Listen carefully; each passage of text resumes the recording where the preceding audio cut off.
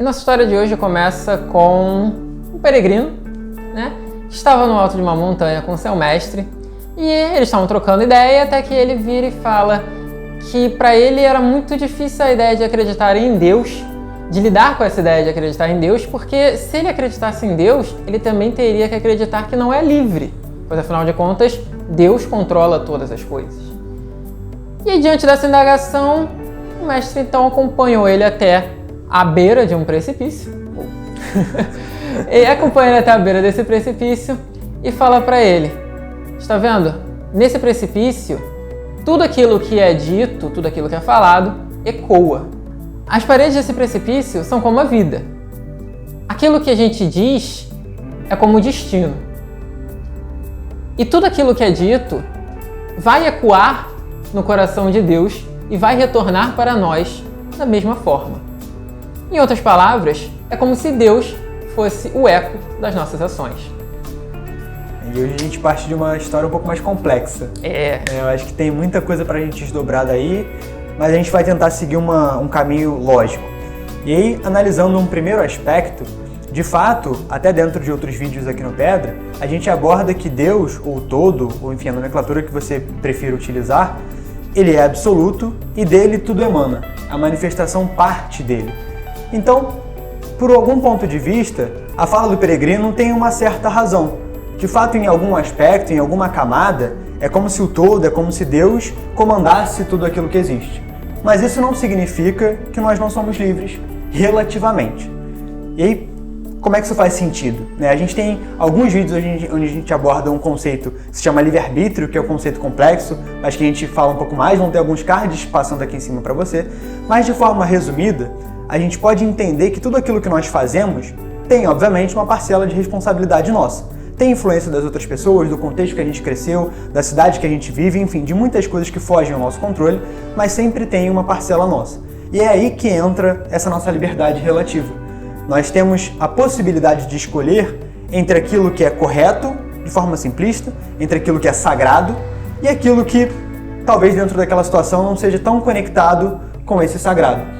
A nossa liberdade, como eu disse, ainda que parcial, ela existe. E acreditar em Deus, na verdade, é não se deixar levar pelas situações. Ou seja, na verdade, fazer o que é correto, ainda que seja a decisão governada pelo que é sagrado, é de fato liberdade. De maneira contrária ao que esse aprendiz, ao que esse peregrino pensava. É um pouco complexo, mas no fundo faz sentido. E caso você queira aprofundar um pouco mais esse estudo, esses conceitos, você pode ir em catarse.me/pedra-de-afiar e conhecer sobre os nossos grupos de estudo. Lá a gente aborda com um pouco mais de calma, com um pouco mais de profundidade, esses e vários outros temas. Como o João falou, né, nós temos vídeos onde a gente fala sobre a questão da liberdade. Eu não vou, talvez, desdobrar tanto assim esse tema, embora ele faça parte da história, ele é fundamental para a história, mas é importante entender que as coisas são governadas por Deus, ponto, isso é fato.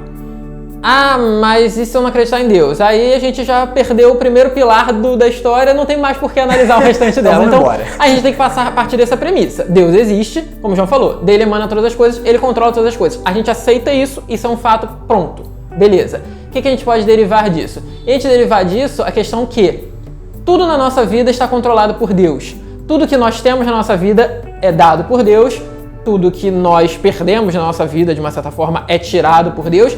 Claro que isso também é muito subjetivo, tá? Essa questão de dar e tirar, porque na verdade nada é nosso.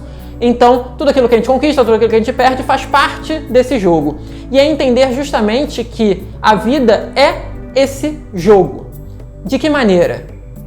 Tudo é jogado de acordo com as regras estipuladas por Deus.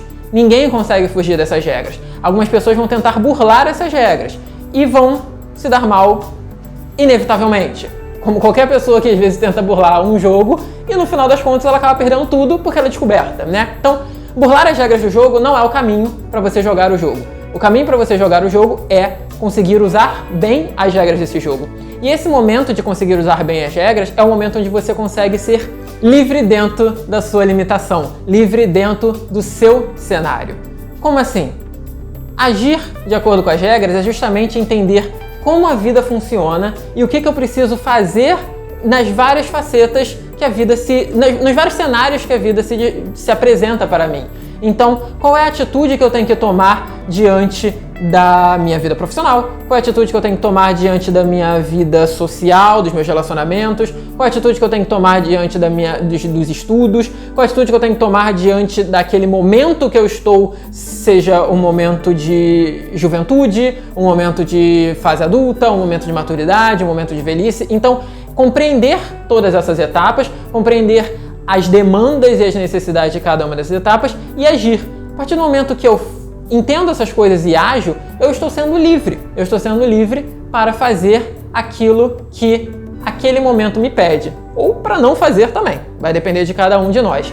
E isso de forma alguma vai contra a ideia de uma soberania divina, porque ele continua sendo soberano, afinal de contas, quem está ditando as regras do jogo é ele. Você apenas está organizando as peças da maneira que você acha melhor, mas as peças ainda assim são as peças que ele te dá.